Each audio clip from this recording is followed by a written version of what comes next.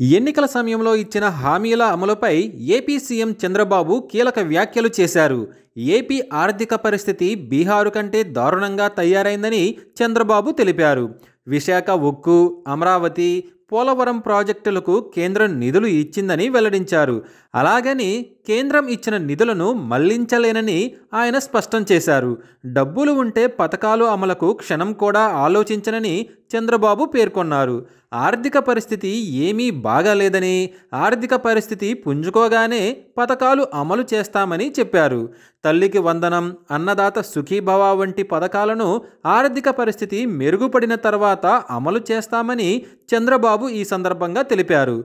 దీంతో super six pi ఆశలు పెట్టుకున్న ప్రజలకు నిరాశ ఎదురైంది. చంద్రబాబు ఎన్నికల సమయంలో ఒకలా, ఎన్నికల తర్వాత మరోలా మాట్లాడడంతో కూటమి నేతల్లో కూడా భిన్నాభిప్రాయాలు వ్యక్తమవుతున్నాయి. గత ప్రభుత్వం ఇచ్చిన మాట ప్రకారం పథకాలను అర్హులైన ప్రతి ఒక్కరికి పార్టీలకు అతీతంగా ఇవ్వడం జరిగింది. కానీ కూటమి ప్రభుత్వం వచ్చిన తర్వాత సీన్ మొత్తం ఒక్కసారిగా మారిపోయింది. కేవలం తమ పార్టీ నేతలకు మాత్రమే ప్రభుత్వం పథకాలు ఇస్తున్నారనే విమర్శలు వినిపిస్తున్నాయి.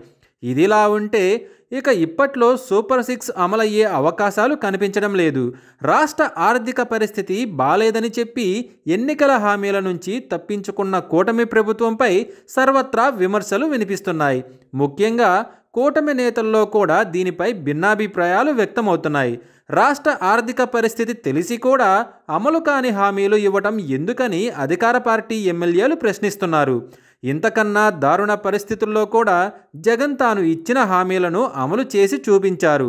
అప్పటి పరిస్థితులు ఇప్పుడు లేవు. అయినప్పటికీ హామీల అమలు నుంచి తప్పించుకోవడానికి చంద్రబాబు దారులు వెతుకుతున్నారు. ఇదే సమయంలో కాగ్ ఇచ్చిన నివేదికలో కూడా వైసీపీ ప్రభుత్వంలోనే ఏపీ తలసరి ఆదాయం ఎక్కువగా ఉందని చెప్పటం కూటమి నేతలకు మింగుడు పడటం లేదు.